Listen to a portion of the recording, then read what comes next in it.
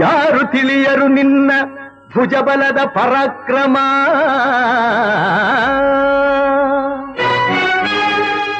ಆದರೆ ಭುಜದ ಕವಚವು ಗಟ್ಟಿಯಾಗಿ ಅಚಲಿತ ಮತ್ತು ನೋವಿನಿಂದ ಕೂಡಿದರೆ ಆ ಸ್ಥಿತಿಯನ್ನು ಆಯುರ್ವೇದದಲ್ಲಿ ಅಪಬಾಹುಕ ಎಂದು ಕರೆಯಲಾಗುತ್ತದೆ. ಹಾಗಾದರೆ ಈ ಒಂದು ವಿಡಿಯೋ ಮೂಲಕ ಅಪಬಾಹುಕದ ಬಗ್ಗೆ ತಿಳಿದುಕೊಳ್ಳೋಣ ಬನ್ನಿ.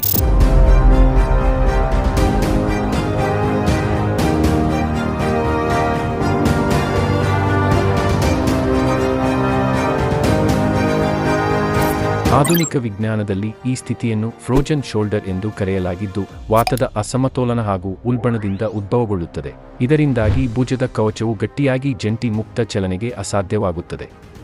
ಇದು ಗಾಯದ ನಂತರ ಅಥವಾ ವಿಪರೀತ ಭುಜದ ಬಳಕೆ, ಮಧುಮೇಹ ಅಥವಾ ಸ್ಟ್ರೋಕ್ನಂತಹ ಕಾರಣದಿಂದಾಗಿ ಸಂಭವಿಸುತ್ತದೆ. ಜಂಟಿ ಸುತ್ತಲಿನ ಅಂಗಾಂಶಗಳು ಗಟ್ಟಿಯಾಗಿ ಭುಜದ ಚಲನೆಯಲ್ಲಿ ಕಷ್ಟ ಹಾಗೂ ನೋವು ಪ್ರಮುಖ ಲಕ್ಷಣಗಳಾಗಿವೆ.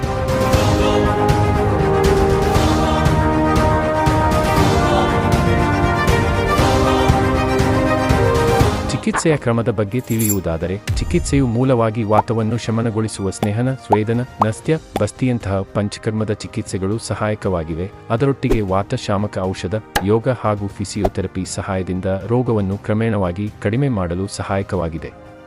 ಪಥ್ಯ ಪಾಲನೆ ಬಗ್ಗೆ ತಿಳಿಯುವುದಾದರೆ, ಬೆಚ್ಚಗಿನ ಮತ್ತು ಅಸಂಬದ್ಧ ಆಹಾರ, ಸರಿಯಾದ ಮತ್ತು ನಿಯಮಿತ ವ್ಯಾಯಾಮ, ಬೆಚ್ಚಗಿನ ನೀರಿನ ಸ್ನಾನವು ಬಿಗಿತವನ್ನು ಸಡಿಲಗೊಳಿಸುತ್ತದೆ. ಆಹಾರದಲ್ಲಿ ಅರಿಶಿನ ಮತ್ತು ಕರಿಮೆಣಸುಗಳು ಸೇವನೆ ಮುಂತಾದ ಪಥ್ಯಗಳಾಗಿವೆ. ಅಪಥ್ಯದ ಬಗ್ಗೆ ತಿಳಿಯುವುದಾದರೆ, ತಣ್ಣೀರಿನ ಸ್ನಾನ, ಎಸಿ ಕೊಠಡಿಗಳ ಅತಿಯಾದ ಬಳಕೆ, ಎಣ್ಣೆಯುಕ್ತ ಮತ್ತು ಕರಿದ ಆಹಾರ, ಭಾರೀ ವ್ಯಾಯಾಮ, ಅಸಮರ್ಪಕವಾಗಿ ಕುಳಿತುಕೊಳ್ಳುವುದು ಮತ್ತು ಮಲಗುವುದು ಮುಂತಾದ ಅಪಥ್ಯಗಳಾಗಿವೆ.